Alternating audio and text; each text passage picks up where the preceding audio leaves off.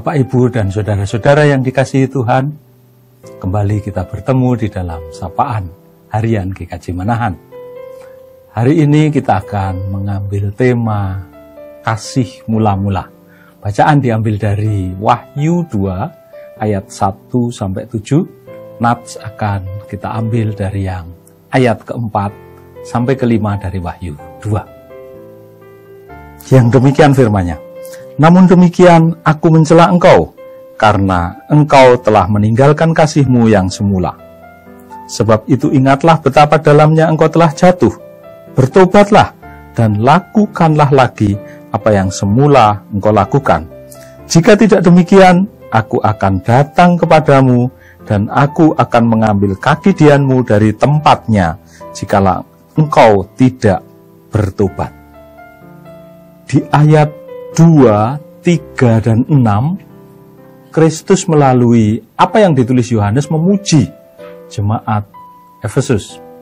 Di sini dinyatakan bahwa ia mengetahui pekerjaan mereka. Dipuji karena ketekunan dalam menjalankan kewajiban, karena kesabaran menanggung penderitaan, dan karena semangat melawan kejahatan, termasuk membongkar pengajar-pengajar palsu, baik ajaran maupun moralitasnya. Namun demikian, celaan juga diberikan kepada jemaat ini. Jemaat atau orang yang banyak melakukan kebaikan bisa juga melakukan banyak kesalahan dan dosa yang tidak kelihatan. Dinyatakan di ayat 4, engkau telah meninggalkan kasihmu yang semula. Dosa yang berbahaya adalah dosa yang tidak kentara. Dosa yang berbahaya adalah dosa yang tampaknya tidak terlalu berdosa. Karena tidak terlihat berdosa, banyak orang Kristen kompromi dan main-main dengan dosa tersebut.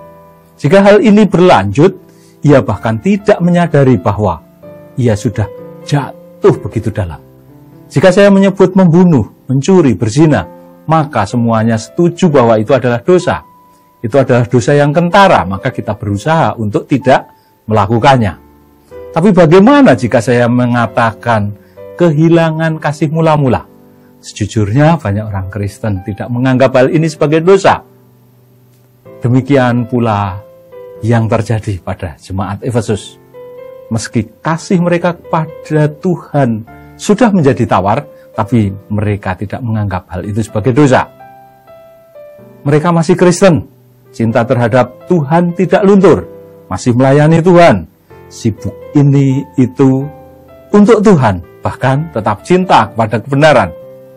Tetapi apabila hal ini melunturkan kasih kepada sesama dan memandangnya hanya dari salah benar semata, akan membuat persekutuan yang semula indah bisa menjadi suasana yang dingin dan kaku. Dalam kondisi ini, konflik dan sengketa setiap saat bisa saja meletus mengarah pada perpecahan. Jemaat Efesus dinyatakan telah meninggalkan kasih yang semula.